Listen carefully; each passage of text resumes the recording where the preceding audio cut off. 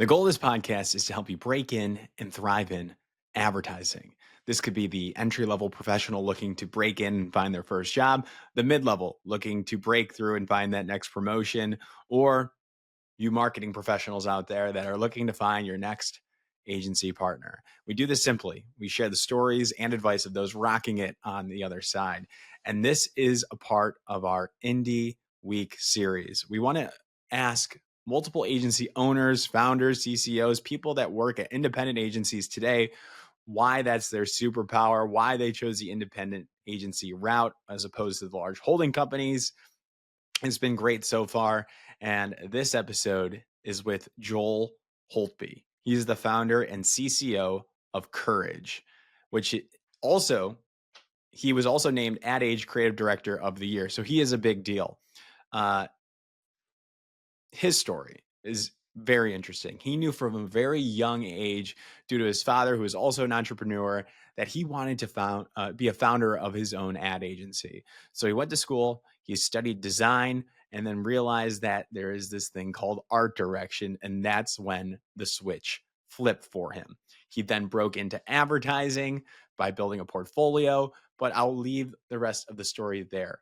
What you need to know before going into this is majority of his career was spent in independent agencies. He's going to talk about the benefits of breaking into an independent agency, staying in those agencies, as opposed to the holding companies.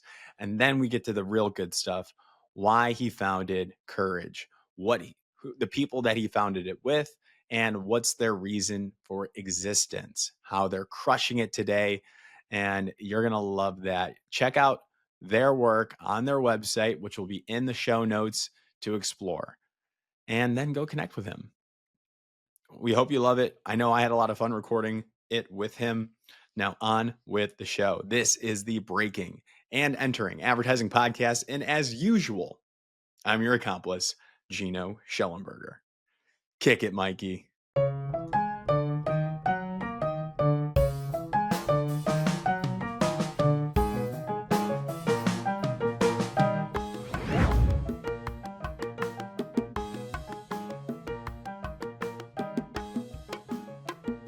Indie Week on the Breaking and Entering Advertising Podcast is presented by Blood, Sweat, and Tears, the growth consultancy that's as invested in your agency's success as you are. So you've built something great. You've poured your blood, sweat, and tears into your agency. But if growth has stalled, if the industry feels like it's moving faster than you can adapt, it's time for a growth partner who's ready to go all in with you. Blood, Sweat, and Tears helps independent agencies stabilize, sustain, scale, or even sell with radical honesty, a custom strategy, and a team that actually has skin in the game. Co-founded by agency growth vets Nora Denuzzo and Eric Brown, they know what it takes to break through. If you're feeling stuck, frustrated, or ready to level it up, visit www.bloodsweatandtears.co. Now on with the show. All right. Joel Holtby, welcome to the Breaking and Entering Advertising Podcast, where we're focusing on independent agencies, and you're the person to talk to because you're the founder and CCO of Courage. How are you doing today, sir? Good. Thank you so much for having me on. This is a pleasure. And you are in Toronto, Ontario, Canada. Is that correct? You got that right. And how is it over there today? It's it's brisk. I think it is the coldest day of the year up here so far. So it's not a warm one, but it's sunny. So we'll take that. Okay. Well, you know what they say about bad weather? It's good advertising making weather. So I don't think anybody's ever said that, but the folks will hear it for the first time here. Love it. Love it. Cool. So we're going to talk about you. We're going to talk about Courage. We're going to talk about what it's like to be the founder and CCO of an independent agency today. Your reason of being. How does that sound? Awesome. Love to dive into it. Love to dive into the work and just all the things around creativity, and especially as being an independent agency here in North America. All right, cool. So let's just take it nice and easy then. Favorite comedy movie of all time? Dumb and Dumber, hands down. Okay. Easy. Who's your favorite late night talk show host?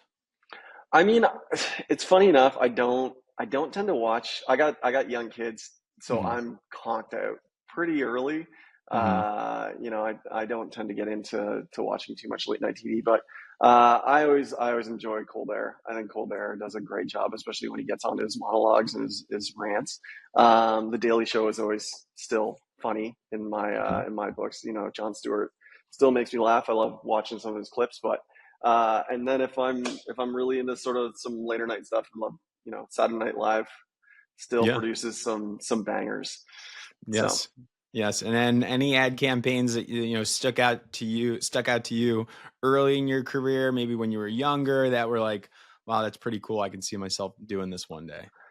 like work that kind of stuck out to me. You know what? It's funny because when I got into advertising, so I studied graphic design actually because Hmm. I played in a band and I liked making gig posters Yeah. and I like really badly wanted to be an architect, but I suck at math, so that just wasn't in the books for me. So I didn't really know advertising agencies existed. I thought Nike did work for Nike. They had people there. I thought Apple, did work for Apple. But I was always really inspired more by the design aspect of work. And that's the reason why actually in a lot of my work that I've been able to be a part of, the craft and design aspects of it sort of is something I lean into quite hard. But I would say there's this poster that was made that really inspired me a long time ago. It was an ad campaign. I actually don't even remember exactly uh, what the agency was that did it, but it was a poster that was all you had to unfold it, and it was covered in actually like printer ink, not to say like thick ink, but like almost the dust, right? So as you unfolded it, it transferred onto your hands, and then there was instructions to rub your hands on the paper. And as you rubbed your hands on the paper, the words revealed that said, "The world still belongs to those who are willing to get their hands dirty." And it was kind of a design piece, but it always stuck to me on just a beautiful element of like print and craft, and also wanting to lean into things. And that was not an ad campaign necessarily, but a thing that really, really inspired me. And I still kind of live by that motto today. And what was that for? Oh, that was for what was the brand that was, you don't It remember? was just like a design promo piece. I think it was Mhm. actually for like a design like annual, Okay. but it was one of those things that I found, and I was working at an agency called Organic at the time, um, and it was one of those ones that I was just like that. That's has always stuck out to me, and actually a thing that I lean into with a lot of our creatives when I'm talking to them of like, get your hands dirty, lean in on the projects, wear multiple hats, Mhm. and it's always been sort of a motto of mine. And we might get to this, when we're talking about independent agencies. I've heard from the past 5 years of interviews that it seems the independent agencies allows you to kind of get your hands dirty, or some of those larger organizations are a little bit more silo. You might not see other projects, or not, maybe never hear, or just realize through the ad trades, or through the work, and be like, oh, our agency made that. That's good to know. Yeah, yeah, for sure. I would. I mean, we'll probably talk more about this, but I would say that there's a with certain sense with independent agencies that you definitely lean in more. There's more autonomy in the work. There is more, I would say, wearing multiple hats, scrappiness Hmm. when it comes to the work versus larger sort of multinational um, Omnicom, WPPs, those sort of Sure. agencies. Sure. Naturally. So then, you studied design, and how did you get into advertising? How did you make that switch? Because it is a pretty different switch from the ability, the craft of design, to concepting, coming up with ads. That was always a mystery to me when I was understanding design versus art direction early on, but now I understand that the difference. So how did you make bridge that gap? Yeah, really good question. When I was in school, I had a professor that we were studying typography and some layouts, and there was a really interesting layout. And I made a comment about it around the conceptualness of the layout, and she pointed at me and said, "You're an art director." And at that point in time, I'm going to make myself sound like a dinosaur, but um, at that point in time, you didn't go to school for art direction. Art directors were graphic designers that had a conceptual edge to them. They worked long enough with writers that they kind of got opportunities to do that. And I kind of got it just like a bee in my bonnet that I wanted to be an art director. I think it was also because one of my friends had just gotten hired as an art director. So I was like, I want to be an art director too. So I worked really, really hard at studying more conceptual advertising, and not to say the formulas in which that kind of came to be, but I took all of my design practices around craft, around hierarchy, around understanding how your brain interprets information. Um, and I applied that into conceptual thinking. And I built a book just full of spec ads, and went out, and actually my first job that I ever got was a studio artist. So I was like not even allowed in the room where the ideas were, not even with the designers. I was like the here, take the thing and make sure it doesn't mess up when it goes to the printer. And I worked through from being a studio artist to being a designer to then being an art director, and then sort of on and on. So Gotcha. it's actually been really helpful because when I sit and I work with the brilliant production team, not to say I have a deep understanding, but I've been a little bit in those shoes, and I understand a little bit on what they need to kind of get from the creative team. Okay, yes, this makes a lot of sense. And it all started when the professor snapped and said, "Art director." You understood the conceptual layout of the ad, or the idea of it, Yes. and that's when the shift happened. Where were you at? You were in college. Were you like a senior in college? What, like, how old were you? Do you remember? Was it Yeah, pretty early on? I was studying at a school called up here called Seneca. I was studying graphic design, and I was probably like 18 years old. I was in my second year of college, so it's a pretty short program for graphic design, and that kind of actually also steered me towards what you have to get an internship at the end of the program. Hmm. So it steered me towards what where I would like to intern. It was actually, it's funny. It's like these small moments that, and I think there's so many creative people now that are getting into teaching in schools, but these small little moments have such great impacts Yes. on like the future of this industry and advertising and creativity. But yeah, it was like this kind of small fundamental moment. Gotcha, gotcha. And the rest was history. You kind of changed the direction, and it didn't come direct, right? It took some time. It wasn't that immediate. Okay, now I know. Now I'm going to break into it. You still had Yeah. to create those spec ads, build a portfolio, and then you got into an agency, and you were a studio artist. It took some time to, getting some yourself into some rooms, looking at some briefs, probably working a little bit extra on some of those ad ideas, and then you got your shot in art direction. Is that correct? Yeah, you know what? I graduated out of school into like basically like the financial collapse of Yep. 2008. Yep. So there weren't a lot of jobs. So you're kind of taking everything that you could get at that time, which was great because I got to try lots of agencies and try lots of different brands, like big agencies, small agencies, ones that had come in from, the U.S. and kind of opened up a satellite office here in Toronto. Um, so although it was a really, really tough time to kind of come out of to start your career, um, it helped a lot to kind of Yeah. create some good fundamentals. Yeah. Yeah. Bounce around a little bit, understand the landscape, and there's less pressure. Like, you understand that the industry is not perfect at that time. And we saw a lot of those parallels in 2020 when I graduated. Like, get a job. That was the Yep. goal. And Yep. if you had to move around a couple times, that's fine. And you got to learn. There was no pressures that you have to stay in one job. I mean, nobody has those pressures to stay in one job for 40 years like our grandparents and our parents did. No. No. So that's good that you mentioned that. That's okay. And you took a lot out of it. So my question then was, when did you fall in love with the independent agency landscape? Did you try out the big holding company agencies? Did you spend some time there? Did you see life on the other side? Tell me about that passion, where that came in. Yeah. Yeah. I mean, that sort of came out of my first couple of gigs. Uh, I mean, the first one that was actually of substance, getting to work on like real large brands. I worked at a place that had come up from the US called Organic. And that was where I kind of got to experience the like New York controls things. You know, you're a satellite. There was lots of conversation. We're like, well, why can't we just do this?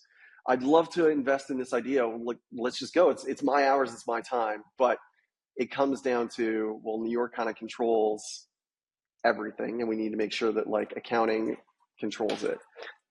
So coming out of that, I really, you know, my father was an entrepreneur, um, and I wanted to learn from some of the best entrepreneurial minds in the business, knowing that the dream one day would be to own your own agency or to own your own shop. That was a very You clear had that thing for me. innately. When did you realize you wanted to own your own shop?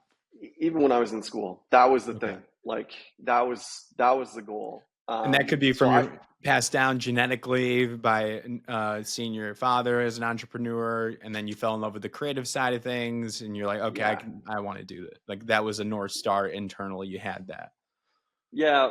My dad was always his own boss. I remember being Mm. in kindergarten having like a really good fundamental and understanding of, you know, the boss is the first guy in, the last guy out, or the last person out. And you like He that? worked incredibly hard.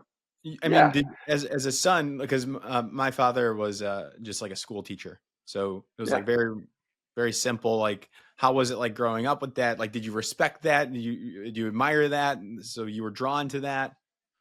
I saw it as his work was a passion Yeah, it for him. was never So he would work. come home. Yeah, he built and designed homes. So he would spend all day working with his hands, you know, cutting wood, building like framing homes, working with contractors, and then he would come home and have dinner with us. And I have lots of fond memories of actually being in his office at night while he was drafting up new plans and seeing the vision of these homes come to life through his drafts, be it on, you know, the computer and also on paper, and asking him lots of questions around that.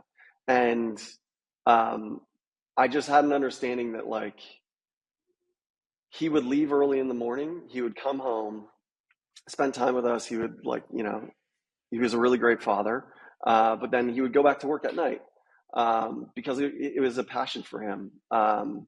And I got to see how the benefits of when you're an entrepreneur and the way you get to treat people and the people that you want to work with and the way that you go to work was different than working for someone else. And that always kind of stuck with me at a young age. And it was the thing I was really proud of, that my dad was an entrepreneur. So when I was in school, that was the path. That was like, oh, I'm going to like eventually own my own shop. I'm going to own my own agency, and go at it. So that kind of almost subconsciously steered the path for me to go and learn from the greatest independent agencies out there, Got it. and the founders of those. So after working at a large company that had offices in all around the world and in the US specifically, I came out of that and I went and worked for, at the time, kind of a large independent agency that was a new model. It was Grip Limited. And I worked under these really, really smart, independent, entrepreneurial, creative people, specifically under like Randy Stein and Scott Doobie, who were these brilliant creative guys that really taught me a lot of the fundamentals of how to work with clients, how to come up with ideas. You know, I was just full of energy, but they kind of steered me in a way to work on the craft and how to sell ideas as well. Yeah. Yeah. It's like a hybrid lesson, right? The selling of Yeah. ideas, at a large agency is usually probably to like the creative directors and the account folks. Uh, like it's the fact that you got that lesson. Like I feel like you can only get that all of that in one, from craft to selling ideas at an independent shop. That makes a lot of sense to me. So I can see those benefits. Yeah. And like the thing I loved about working with them and what they always they never gave you opportunities that were easy. it was always a challenge, and almost you had to kind of prove that you had what it takes to like sell the idea. I Hmm. was always the junior in the room, but the thing that was always kind of came through for me and the partner that I was working with at the time, Ian McKenzie, who now he Oh works. yeah, I've Yeah, yeah, interviewed him, yeah. and Ian yeah, was yeah, one of my first creative partners. yeah. He was great too.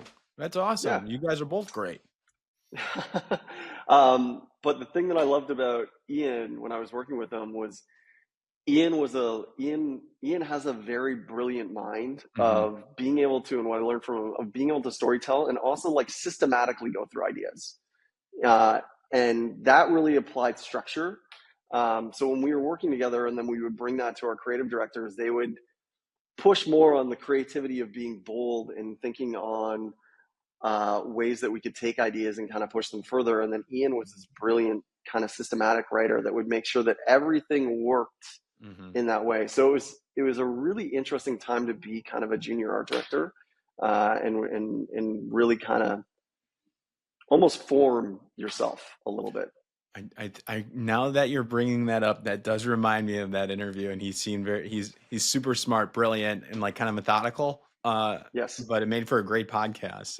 I didn't have to think too hard. He handled all the thinking, which I like sometimes. But Yeah. so you learned a lot there, and you stayed in the independent agency landscape for quite some time. How many years did you spend before you started and launched your agency?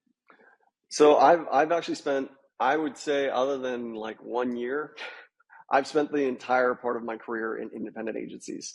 Um, I guess in a bit of an anomaly of a way. Um, so I took about 15 years of working under great independent entrepreneurial creative people, and then launched with Duvall, Dave, Serge, Nikki, and Tom. We launched Courage about 2.5 years ago. Okay. Um, We'll get into all born out that. of, yeah, We'll get into all that. But before we get into the launch, I think then just want to hover here about yeah. those years in the independent agency landscape. First question, did you ever look at the other side, look at the holding companies and see their proprietary tools and AI stuff and say, maybe I should try that out. Maybe there could be a larger paycheck for a safer job. Like any of those thoughts come to mind, and what were they? Did you ever think about acting on them seriously? Yeah, listen, I got lots of phone calls. Yeah. You know, uh, not to like that wasn't like meant to be like a flex thing, but I Sure, got but lots of, over the course of 10 plus years, you're going to get a lot of phone calls. That makes sense. yeah, Yeah. and went down to the U.S., met with some big agencies down there, and talked to them. I had some opportunities put in front of me to be CCOs, or to be the CCO of a massive multinational, before starting this. And I think the thing that always kind of came at the cost of all of that was autonomy. Um, and that, I believe, is one of the richest things for independent agencies is the ability to invest where you want to invest. I got into this industry because I love creativity. I didn't get into it because of necessarily technology or the way that like technology, it can inspire, but it wasn't a thing that I was like, oh, I'm super interested in algorithms or I'm super interested in XYZ with technology. I always have seen it as like a great media channel or an Mhm. interesting way to bring ideas to life, but I've been very focused on ideas. Um, and I found that independent agencies were more focused on the core notion of ideas and creativity versus you can come here and we have deep data and we have CRM and we have email and we have AI and we have media. That wasn't the thing that interested me. So that always came down to kind of the one of the decision makers when it came to those carrots that were dangled in front of me by large holding companies. And additionally, I got a really good piece of advice when I was younger, and that was chase the work. The money will come when it comes. Yes, It's like fantastic. The first half, and I would say this to all juniors, the first half of your career, you might be overworked and underpaid, but I'll tell you, the second half of your career, you're massively overpaid and underworked, and that's because you understand creativity in a deeper way. Mhm. Um, Love that. Yeah. You should never chase the money early on in your career, and probably never, because you'll keep on growing. And when it comes to like learn versus earn, learn, for the most part is much better. And you want to learn from great people. And that's so it's a important. it's a marathon. It's a marathon of sprints, and like I've never there's heard gonna be that. That's good. yeah, it's like that's what it is, right? You go to a place, you sprint super hard, you learn as much as you can. You might take a little bit of a breather, and then you sprint the next section of the race. So it's a funny Yes. way of thinking it, but it is a marathon of sprints. Now, now we can get into the launch, and how are you approaching that mindset with your agency at Courage here? So we'll get into that, but really, when did you want to create, or what was the moment when you said now is the time?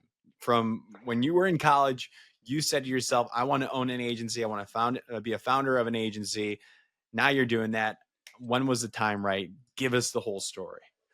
Yeah, um, like everything kind of lines up in a funny way, right? That's just the way that things have worked in my life, and um, I met Deval, who's my one of the co-founders here, my creative partner, my business partner, and I met him while working at a previous agency, and we were working on a brief together, and he just asked me, he's like, what does the future look like for you? What do you think? And I was like, I'd love, like, man, I wanna own a shop. I want the people we work for right now. I want to be in their position. And he said, me too. And if we ever get the opportunity, let's do it together. And I was like, great. If you've got a good working relationship with someone, you also trust them implicitly. And, Duvall is also a great human being as a person. I just know him well, and I know his family. And we shook on it, and I didn't think much of it. And then fast forward a year and a half later, those phone calls, as we talked about, started rolling in. Some things down in the US, they were looking to launch agencies up here, but they were from holding companies. And we got a phone call from Dave, um, uh, and Dave LaFond and Serge, who had obviously launched Mischief in the US as an independent that was an NFA up here, Mischief being this incredibly successful creatively run shop. And Dave said, I want to do the same thing up in Canada. I would love to talk with you guys about it. So we had lots of conversations around that, and it kind of came down to this notion for Deval and I of the right people have been put in our path. We have the right business partners. We believe in what we've learned from our previous existence. We also really had this strong sort of belief for both of us that we just really enjoyed doing the work. We loved getting our hands in on the work and creating things that were different and leading clients to do that work. And we were two creative guys that knew how to work with clients directly. All of our clients had our phone numbers. Like, they just would text us, or we would text them when we had a great idea, and we weren't scared to talk to them. And that seemed to be something different from a lot of other creative people that we were talking with. And we just believed that way of working would produce something really amazing. And we started talking to Nikki Sani, who's the president here. She was at the same agency as us.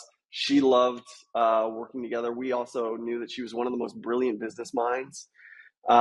We didn't have a name at this point. We didn't even really have a business plan, to be honest. And we were like, you know what? Now's the time. It was just kind of COVID was starting to kind of come out. I think there was a real opportunity for independent creative agencies in Canada, and to do the kind of work that we knew how to do, well crafted, brilliantly, like human truth work, that not just like the industry loves, but that like a lot of people outside of the industry would love. And we took a leap. And I'm super grateful for the people that and the agencies that we've worked with in the past that kind of Sure. formed who we are. But we Of took course. that leap with no clients, no Oh office, my no name. goodness. No Um, office, no name, no branding. Yeah, and it how'd you leaked. guys come together and think about all that stuff? Like, how long did it take? Where were you guys? Like, were you meeting in person? Were these Zoom calls? Is a pandemic? Give It some was background there. it was like we were all meeting in person. We would go to, like, small cafes and stuff like that. Deval and I spent a lot of time on the phone together at night. He lives like 5 minutes from me, so we would go and meet up at this like old beach club That's here in cool. the Toronto beaches called the Balmy Beach Club, and we would just dream and plan along with Nikki. And then, funny enough, it leaked that we had resigned. Um, the publications kind of found out that we had resigned from our positions, and that became a massive story. Um, Yeah. What are they and building? yeah, What what's the like assumptions these were. these Yeah. executives have left, and then funny enough, there was a shot of the three of us as kind of the main image with no name, but just that they left to start a new independent agency. And Tom Kenny, who was the CSO at Ogilvy here in Canada, saw it, was like, we had talked to him beforehand. He was like, "There's no strategist," so he phoned us. He said, "Hey, can I come with you?" Oh my Um, gosh. Hey, so so that suddenly was we had, okay that it leaked a little bit. You found somebody great. yeah. And again, these are the things that happen, right? Like, we kind of built the plane while flying it. Mhm. So we brought Tom along, um, and because it had leaked, we suddenly had to really go to market quickly because we're like, oh, now there's momentum. So we didn't have a chance to put everything perfectly together, but we had an idea on what we wanted to do. So we worked together as a team.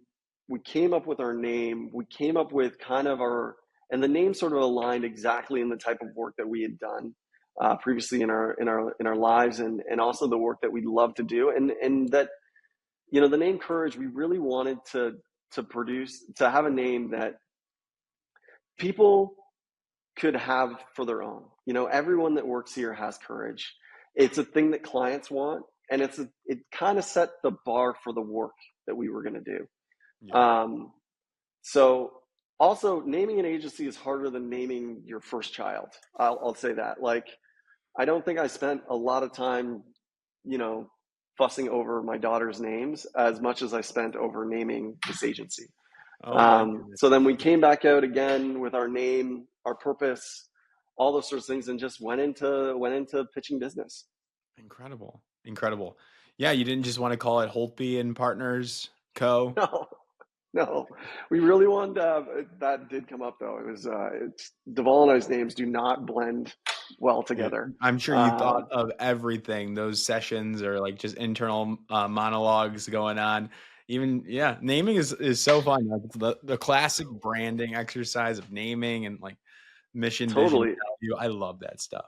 totally, and not only naming is difficult, but then at the same time is like, there's tons of agencies out there that have already been named or there are Oh yeah, companies out there. that's true. So trying to get a name that aligns to your belief, aligns to like the vision that you have for what you want to do, and also that it's not taken. It's a real task. For sure, for sure. So now let's talk about where you're at today. So that was around 2.5 years ago. Those conversations. I mean, you've been thinking about this for years and years, like your entire life. So where are you at now? I can see it looks beautiful in there. I want to come hang out. I see Thanks. some awards up there. And, Thank it you. looks you got some folks in there on a Yeah. cold Wednesday. I mean, that's awesome. It was beautiful. So and the logo's great too. But tell me Thank you. about what's been happening the past few years. Yeah. I mean, we never set out to probably have the trajectory that we've had. We've been incredibly blessed to just attract great clients and great people. So to this date, we're 2.5 years old. We were named Silver Agency of the Year in Canada. We've been named Adweek's runner-up Breakthrough Agency of the Year. We also won Silver Ad Age Small Agency of the Year. We've had, Mhm. we won Cannes Lions within our first year. We were shortlisted. Our second year, we came back and won multiple Lions. Nice. So we've kind of started to run the gamut of the award shows internationally. We have 80 people that work here. I think 80 plus now. We have a great culture. Like, I'm so proud of of the people that are here. We've had teams like Steve and Hamal who have been listed as Adweek, top 100 creatives. We just had Matt and Tommy, who were again listed as Adweek top 100 creatives. So seeing people that might have been relatively kind of unknown in the industry come here and then just kind of explode on the scene is something that Duvall, myself, Nikki, and Tom, that's what gets us out of bed in the morning. We love, yes, we've done great work in our own personal careers, but to be able to kind of mentor and teach and then see people take their careers and kind of explode with them has been amazing. We have clients that kind of range from, one of our first clients was Nestle, so one of the biggest CPG brands out there, that took us on our first project. I think when we had a total of 5 people that worked here, we went on a 3-week shooting on film across 5 different continents and countries. That was our first piece of work that we put out in the world. Our second client that we won was one of the top big 5 financial institutions, CIBC, who again my business partner worked at CIBC. Yeah. Oh, really? Yeah. So they're one of our first clients, and just seeing the growth that we've had with them, and then KFC. I think a lot of people know our work for KFC, but they were actually, I think they were the third client that we had won. So our story is a bit different in the way that how we launched, because we started the agency with no clients, no name. And, we kind of walked onto the scene and just went after some of the biggest clients we could. Because Deval and I and Nikki and Tom, it takes courage. It's different, right? A lot of agencies start by doing smaller clients or, pro bono work. And for us, we just went at it very differently. And, that's been kind of our story. And our, from the founders and the partners here, if you look at our work throughout our careers, we've actually done our best work on big brands, big clients, tougher clients. And we've shown those clients, if you have courage when you go after an idea, you're always proud of what that result is. And it always, the end result is always something more satisfactory and makes you feel something more than when you didn't. I love it. So I got 2 major questions for you. It's about being independent, and from 2 different perspectives. What are the benefits of working at an independent agency? Let's say for anybody that's looking to start their career, or like just breaking in, maybe mid-level-ish, entry level, that demographic. What are the benefits of working at an independent agency? That's the first one. Yeah. So the benefits of working at an independent agency is you will wear way more hats than I think at a multinational. You will learn to be more scrappy, and I think you'll get to work more closely with founders if you work at a good independent agency. More visibility, less layers. Yeah, exactly. Which is so important in my mind, and I think it was the thing that kind of COVID stole a little bit from a lot of younger creatives. Is I used to stand outside of my creative director's door with my layouts and my ideas and just wait for them to come by and be like, please just look at this. And they would normally rip 99% of it up or put a whole bunch of red marks over my layouts and hand it back to me. And I'd go back to my desk and I'd just work through it. And I think at independence, you get more of that opportunity at the good ones to sit across from the founders, to sit across from great creative minds and great account people and brilliant strategists, and work more closely with them in lockstep. Because I really believe this, that as a junior, and this is what I say to most students, is go and work at the agencies where you're not just inspired by the name of the agency, but by the people that are at the top. And the reason being is that you will mimic all of their behaviors down the road. You'll mimic the way that they problem solve. You'll mimic the way that they handle stress, because you learn it all, right? You steal all of those things. Yeah, you're super impressionable. So if you work for great minds at the beginning, you will take a lot of those things. You'll add your own spice to it and your own kind of spin on it. But it's really important in those first sort of years to be mentored by brilliant people. And I Love it. think that's a better thing at independence than at multinationals. Gotcha. Totally. And then for the marketing professionals and the people that are looking at agency brands that they want to work with or agencies they want to work with, what are the benefits of working with an independent agency? Yeah, I think the benefits of working with great independent agencies is I think they care more, truthfully. So at Courage, I don't know if this is for every independent, but I know this is for us. Our lifeblood is creativity. That's like, we don't have deep data. We don't do analytics. Well, we do, but we don't do it as like, here's a fancy thing that we can bill you for, or like CRM or email. Our thing is creativity. So brands that come here and marketers that come here, that's what we deliver to you. And I think in this economy, that is the thing that makes brands stand out, is great creative brands. The brands that you admire the most in the world are brands that are creative brands. They're the superpowers that are out there. And I think that's what we survive on. Big multinational agencies make a lot of money, not necessarily off of creativity. They make a lot of money on all other things. But for us, that's what we do. And I think if you're a marketer, I think a lot of people are using the words cost effectiveness, but I will say this, that creativity is not a cost effective thing. It's an effective thing, but cost effectiveness gets you to a very good beige middle ground. But the greatest work out there takes equity of effort. It takes cost of effort, and it takes courage to do. And I think independent agencies do that more often. They put more of their skin in the game. They put more of their own efforts into the game for clients, because they can see the results down the line for the agency and for the client, not necessarily for the shareholder. Love it. Love it. Joel, this has been great. Amazing stuff here. How can people find out more about Courage and connect with you if they want to work with you or work for you? What's the best route to do so? Yeah, I mean, you can find us at online, obviously through our website.